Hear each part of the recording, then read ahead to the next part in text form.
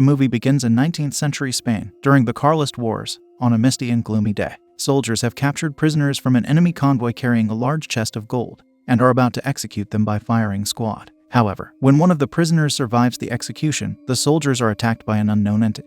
The priest who provided the prisoners with their last rites investigates the noise, and witnesses a demon wielding a pitchfork. His life is then taken by the surviving prisoner, who proceeds to put an end to the commanding officer's life with a hammer. Fast forward to 8 years later, and Alfredo Ortiz, a government agent, arrives at a rural village and makes his way to a local inn. He introduces himself to the innkeeper, Santi, and rents a room. Alfredo inquires about the location of a local forge, but the patrons of the inn are suspicious and cautious. They warn him that the forge is in ruins, and that the blacksmith who lives there is malevolent. Despite their warnings, Alfredo is determined to fulfill his duty of evaluating the property and asks for directions. As the agent ventures into the forest on the outskirts of the village, he reaches a colossal gate outside the forge. The gate is adorned with metal spikes, crucifixes, and an animal's skull with a sign above it that reads, "Get out of here." The gate is locked with chains, so Alfredo decides to withdraw back to town. At the local church, during Mass, the priest Mateo warns his congregation about the arrival of the government agent. However, a woman disrupts the service by entering noisily and sitting in front of Santi, his wife, and his son Benito. She then turns around and questions Benito about the whereabouts of her daughter Yuzu.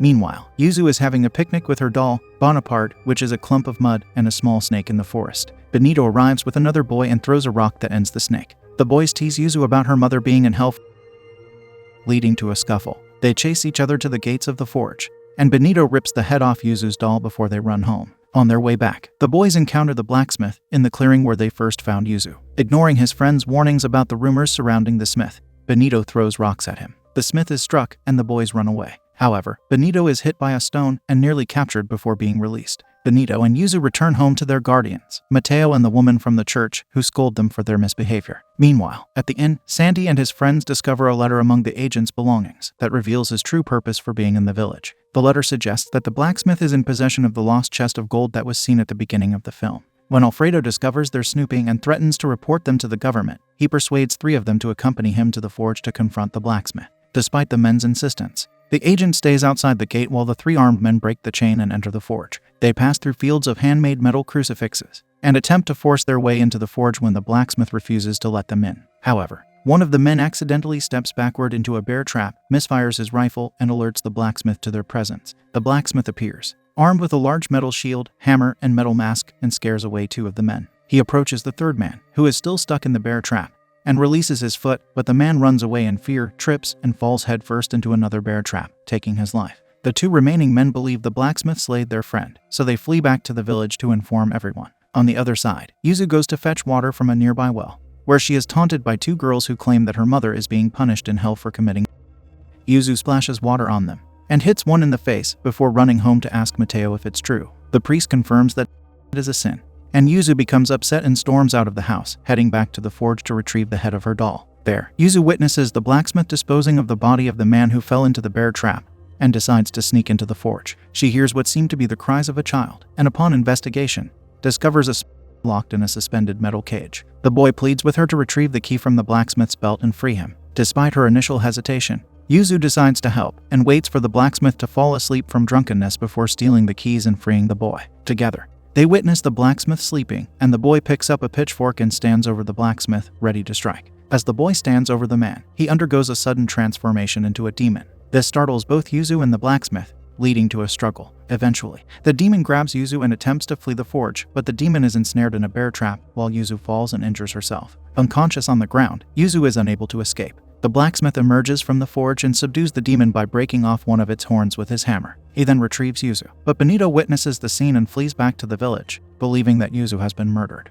After putting the demon back in its cage, the blacksmith begins to torture it with hot pokers and a crucifix. However, the demon reminds the smith of their agreement, and that the smith still owes him his soul in exchange for surviving the war and returning to his wife. The smith dismisses it by saying that things did not happen as he wanted, and his wife ended up shortly after his return home. Later, when Yuzu wakes up inside the forge, the blacksmith enters the room and demands to know who she is and why she is there. Recognizing her fear, he decides to take a gentler approach and helps to fix her twisted ankle before leaving her to rest. Despite this, Yuzu sneaks out of the room and discovers the blacksmith and the demon as he continues to torture it. Intrigued by the demon, Yuzu approaches and asks if he is the devil. The smith clarifies that he is not the devil, but a lesser demon called Sardale. When Yuzu asks if the demon has seen her mother in hell, Sardale taunts her just as the other children did before the Smith intervened.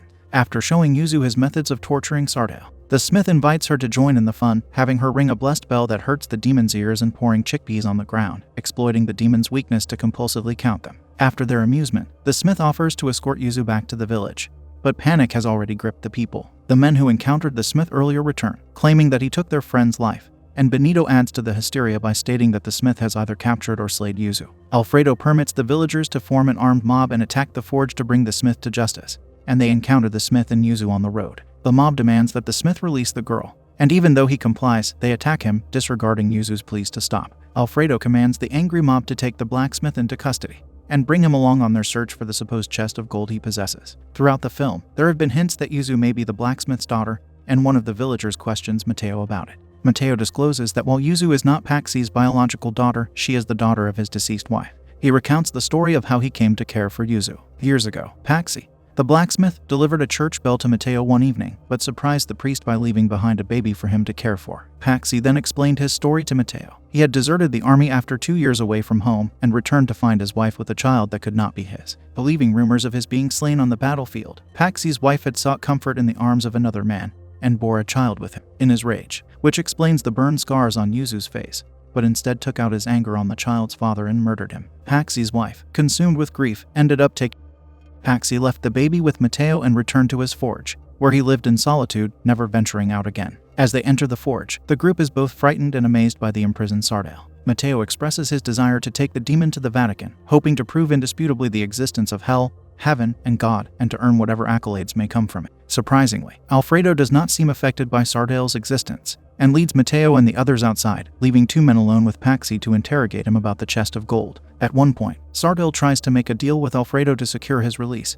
but finds out that the agent is in fact a greater demon named Alastor in disguise. Alastor reveals that he is there to claim Paxi's soul, and criticizes Sardale for his inability to do so himself. He informs Sardale that their superiors in hell intend to demote him for his failure, and that someone else will come to collect him after Paxi is dealt with. As the men struggle to extract information from an uncooperative Paxi, an impatient Alastor orders them to hang him. Meanwhile, Yuzu sneaks into the forge and negotiates with Sardale, promising him his freedom if he saves Paxi's life and helps her find her mother in hell. Sardale instructs her to ring the blessed bell to distract Alastor and free him. When she does so, Alastor is in agony and begins to reveal his demonic identity. The sight of Alastor's true demonic form causes panic in the 2 men who were interrogating Paxi, prompting them to release him and shoot the demon. They then encounter Santi and the other villagers who have broken into the forge. Sardale, now free, is urged by Yuzu to fulfill their deal, but he quickly betrays her and flees. However, he falls into another bear trap and is caught by the villagers who viciously beat him. After Mateo strikes Yuzu for freeing the demon, Alastor recovers from his wounds, and Yuzu approaches him with a deal in exchange for him taking her to her mother. Alastor agrees and transforms into his true demonic form. He impales Yuzu with his pitchfork, taking her soul, and leaves. When Paxi regains consciousness, he finds Sardale still being beaten by the villagers. Paxi makes a deal with the demon, offering him in exchange for helping to save Yuzu's soul. Sardale agrees to the deal. Paxi prepares for the task by loading a cart with a giant church bell, which is revealed to be entirely made of gold, the same gold from the chest at the beginning of the film that the blacksmith melted down. Paxi gives the demon his pitchfork back and allows Sardale to take. Once in hell, Paxi suddenly finds himself amid a crowd of terrified people being driven towards the fiery gates by demons. The demons urge the people to hurry and enter, but Paxi searches for Yuzu, who he sees hesitating at the entrance. With Alastor closing in, Yuzu distracts him with a jar of chickpeas, giving Paxi the chance to use the massive golden bell to overpower the demon and rescue Yuzu's soul from the afterlife. Sardale takes Yuzu's soul back to Earth. As she regains consciousness, Sardale suddenly materializes and warns the gathered villagers to revere her like a saint, or face his wrath once again. He then disappears into the woods. In the closing scenes of the film, Sardale disguises himself as a young man and flags down a passing cart for a ride. When the driver asks him about his story, Sardale tries to avoid the question by saying it's a long tale. However, the driver informs him that they have a long journey ahead and he would love to hear it. Meanwhile, at the entrance of hell, Paxi utilizes the bell again to push the gates open and ventures inside, determined to locate his wife. And that, folks, is how the movie comes to an end.